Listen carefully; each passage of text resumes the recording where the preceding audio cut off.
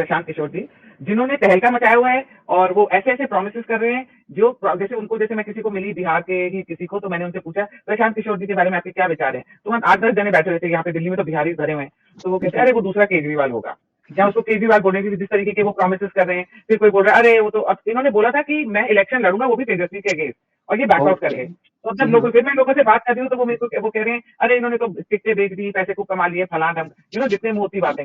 और ये कहते हैं जो मीडिया बता रही है, जो मीडिया कह रही है नेशनल मीडिया, वो बता रही है कि he is going to do some उथल पुथल इन बिहार। क्या ये सही है? इनके कार्ड बताइए क्या बता रहे हैं? आपके कार्ड क्या देखो, बता रहे हैं? चलो मैं देखती हूँ एक मिनट। देखो, ये प्रशांत किशोर जी एक पॉलिटिशियन भी रह चुके हैं और एक पॉलिटिकल स्ट्रेटेजिस्ट भी रह चुके हैं।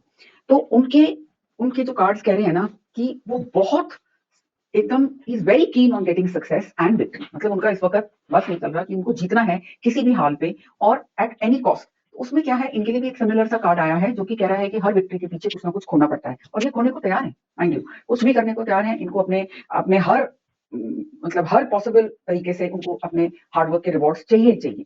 थोड़ा सा जोश ढीला पड़ रहा है, आगे आगे प्रोक्रेस्टिनेट कर जाते हैं, गोल्स भी ऑर्डर में नहीं है। एक तो हवाई बातें होती हैं, उस तरह से भी कभी कभी हो जाता है।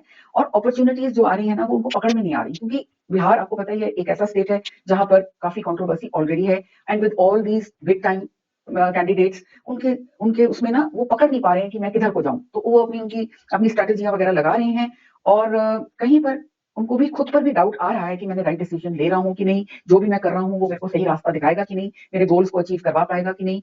काम पर भी बहुत से कॉन्फ्लिक्ट से गुजर रहे हैं और उनको ये मालूम है कि बहुत कट थ्रोट कॉम्पिटिशन है, बहुत ज्यादा, और इमोशनल भी बहुत है। पर उनको फाइनेंशियल डिस्टर्बेंसेस हो सकती हैं जिसकी वजह से उनका जरा जो पकड़ है वो थोड़ी ढीली हो सकती है पॉलिटिक्स पर।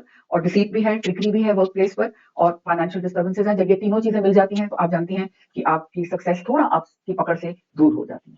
तो not very likely, but yes, उनको उनकी strategizing abilities are very very strong, जो कि उनको कोई ना कोई रास्ते पर लेकर आएगी।